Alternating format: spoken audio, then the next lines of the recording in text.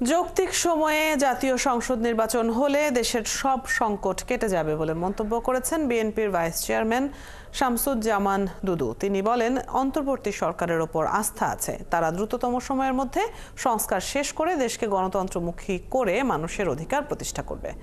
দুপুরে রংপুর নগরীর একটি কমিউনিটি সেন্টারে মহানগর বিএনপির কর্মী সম্মেলনে একথা বলেন তিনি। শামসুজ্জামান দুদু বলেন, অন্তর্বর্তী সরকারের কিছু সদস্য সন্তানতুল্য, তারা গণ অভ্যুত্থানের সাথে জড়িত।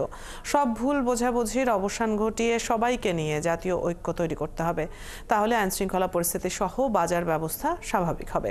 সম্মেলনে বিএনপির সাংগঠনিক সম্পাদক আসাদুল হাবিব দুলু বলেন, বিএনপি সবসময়ই নির্বাচনমুখী দল, যে কোনো সময় নির্বাচন হলেই বিএনপি অংশগ্রহণের জন্য প্রস্তুত আছে। কোনো ষড়যন্ত্র করে বিএনপিকে দমিয়ে রাখা যাবে না।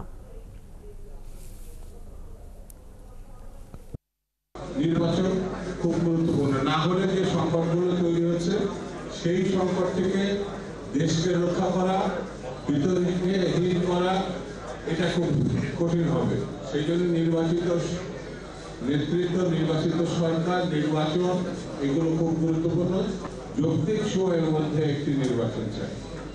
সংস্কার যত দ্রুত সম্ভব সম্পূর্ণ করে নির্বাচনের লক্ষ্যের দিকে এগুলোটাই বিএনপি প্রধানতম কাজ বলে এখন মনে হচ্ছে।